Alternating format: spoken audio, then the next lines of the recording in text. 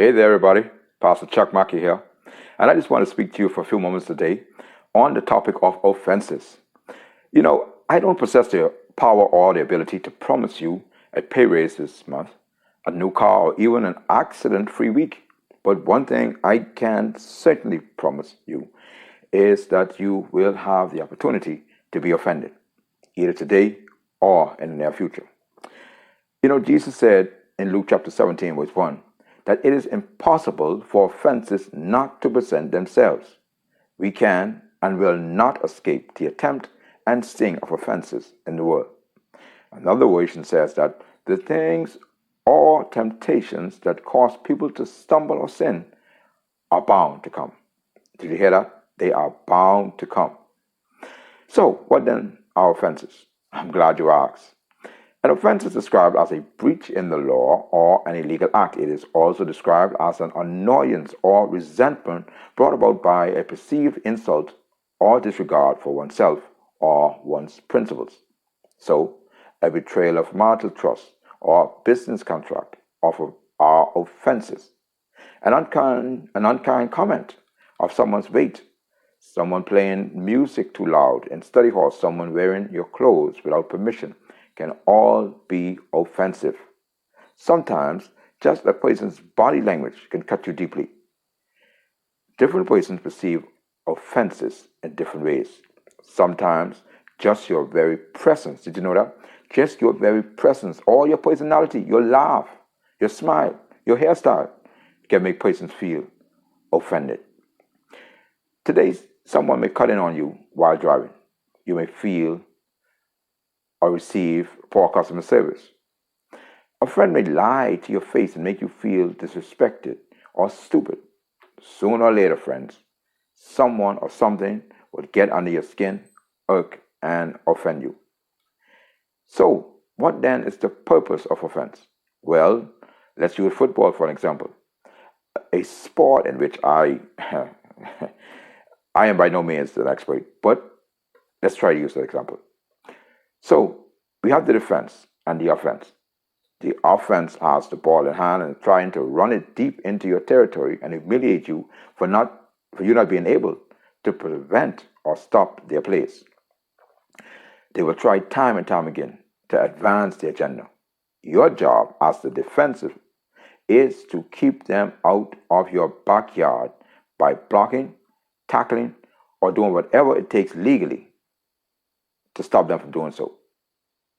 Every time your enemy gains yards, or worse yet, makes a touchdown, they steal a little more of your property or your mind. They kill a little more of your courage or will to fight. And eventually, they destroy your chances for victory by devastating you emotionally. We've got to keep the enemy from disrupting our soul. See, the Bible commands us in Ephesians 2:27 that we are not to give a foothold or piece of ground or landing strip to the devil. And in 1 Corinthians chapter 2, verse 11, Paul warns against Satan taking the advantage of us. These things happen many times when we don't guard our hearts or prepare ourselves for the moment of offense. You see, 1 Peter 5:8 tells us to be sober and vigilant because your enemy, my enemy, our enemy, the devil, walks about as a roaring, that is, a hungry or angry lion, seeking whom he may devour by causing us to offend God's law. To our advantage, Luke 17 gives us the antidote to the problem of offense. The first dose is to forgive the offender. The second is to rebuke where necessary. And the third is to return to rule 1. Always forgive. Yes, our forgiveness must be greater than our rebuke. So, why is forgiveness so important? Well, Jesus continued in verse 3, warning the disciples to take heed, he says, to yourselves, meaning that the whole ordeal of forgiveness has much more to do with you or me than it has to do with those who have offended you or myself. So take heed. In other words, make sure that at the end of the day, you are in the clear with God.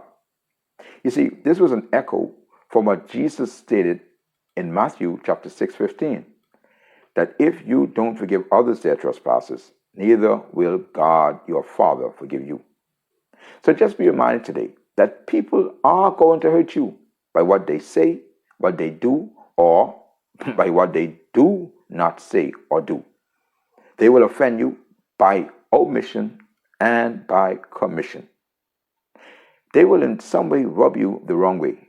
But if you are aware, if I am aware of and prepare for it, whenever it presents itself, we can respond the correct way and not fall into the enemy's trap. He is crafty, friends. Believe me, he is crafty. And he'll use anybody.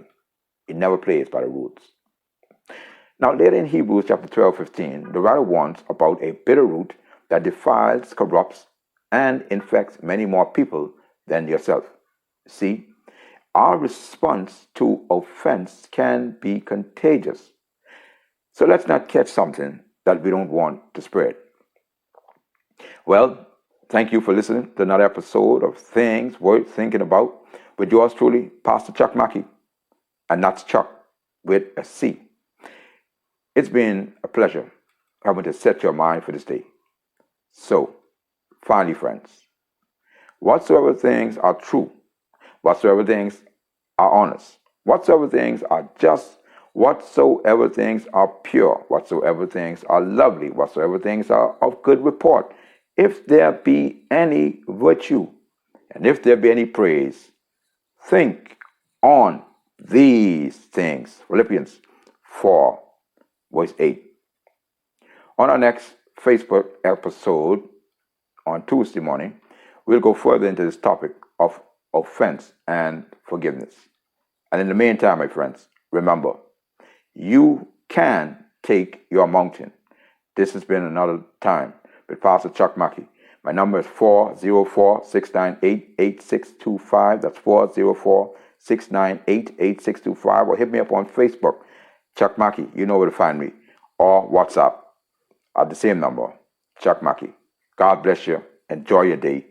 Think on these things. Be blessed.